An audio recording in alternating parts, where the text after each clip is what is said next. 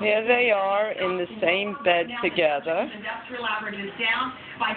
I brought up the second bed so they could share one each. But apparently Romeo wanted this bed and she jumped in with him to play. So they're becoming friends slowly. Back into recession.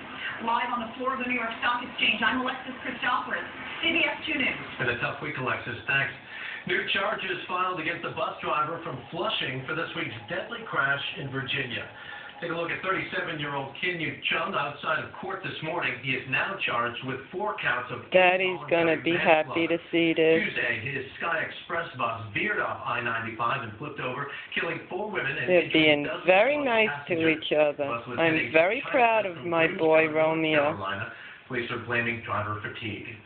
A sentencing hearing is underway for a former animal research technician who admitted